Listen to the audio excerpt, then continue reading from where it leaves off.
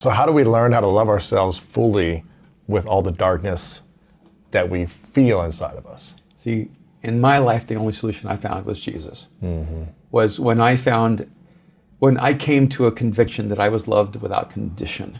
And that God had stepped into human history, taken on flesh and blood, died for me, rose from the dead, and sees me completely and holds none of it against me. And loves me without reservation. It's the most liberating space in the world, because I'm realistic. I know there are things I could do that could cost me my wife's love.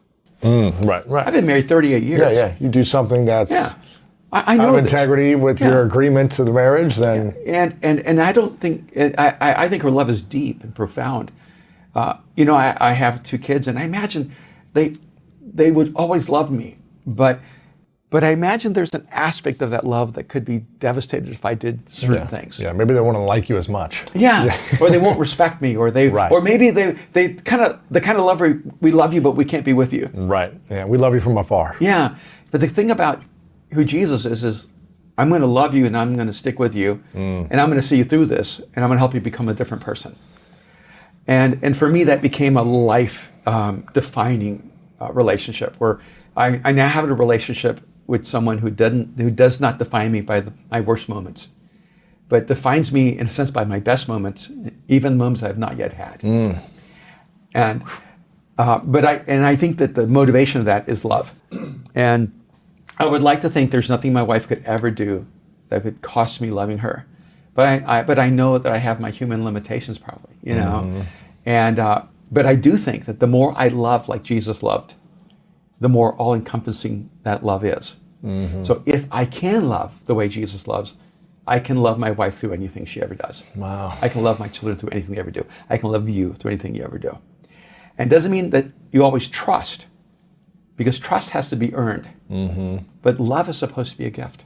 And it's not a gift that we seem that readily capable of giving, but I do think Trust or love? Love. I think that trust takes us a long time. Why don't we give love abundantly? Maybe it's source material, and maybe we've never experienced love unconditionally, and we're not actually the principal source of love. That God is the principal source of love, and that when we then connect to the principal source of love, then that love becomes limitless. Is it possible to love ourselves unconditionally? Even if we keep doing things that we know are hurting to other people or hurtful to ourselves or breaking our agreements, is it possible to say, well, I still love myself unconditionally even though I did this bad and wrong? It's funny because I was just at this event where everyone paid $100,000 to be there. With Joel and Dan, right? It's 100 million mastermind. Yes. Everybody's company has to make minimally $100 million and everything. So I'm in a conversation with this guy during one of the breaks, and he said, we need to realize that we're all gods. We're all gods. We're all gods, and he said, and that our principal responsibility is to love ourselves unconditionally. And I looked at him, and he was a really good-looking, guy, probably 6'4", 230, jacked, handsome. Yeah. If anybody should love themselves unconditionally, it probably would be him, right? Making $100 million a year. Yeah. And I looked at him, I said, your principal responsibility is to love yourself unconditionally because you're a god. He said, yes. I said, how's that going?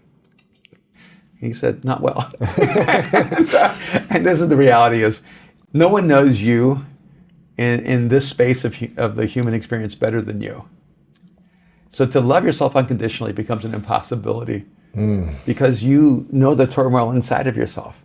But once you understand your value isn't based on yourself, it's based on God's initiation of you, that you're designed in the image and likeness of God. You're created by God's intention. You are designed by love for love. Then now you're not the source of that unconditional love. And so in that sense, Lewis, what I'd say is that you can love yourself unconditionally when you realize that you didn't decide that value, that God decided that value. Interesting. And because we're too fickle. Yeah. On Tuesday, I love myself. On Wednesday, I hate myself. On Thursday, I'm awesome. On Friday, I'm a failure. Yeah. And I do not want the basis of my own unconditional love to be based on me. Sure.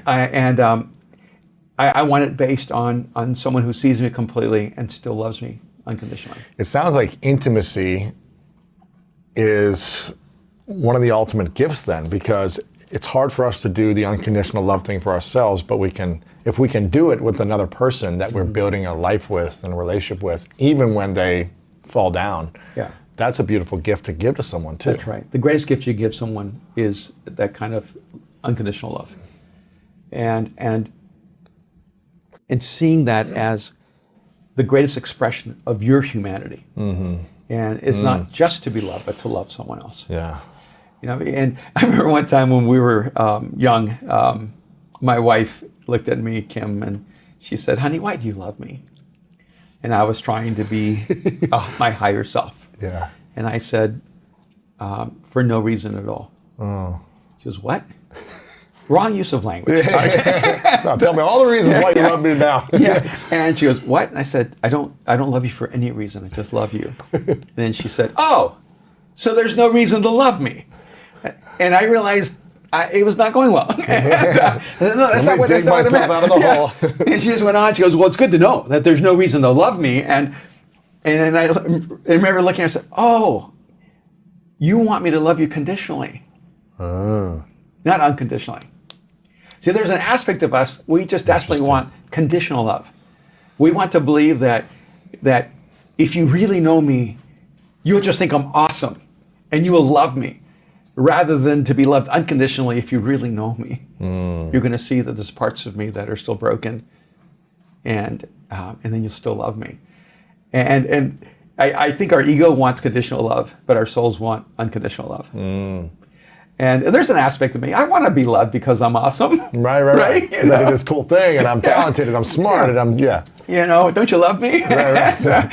But then there's a part of me that knows that conditional love is flawed and it's limited, and it doesn't reach the deepest part of me. Yeah. Thank you for watching this video. If you want more inspiring clips like this, make sure to click right here to subscribe, and click right here to watch that next video that is specific to support you in your life.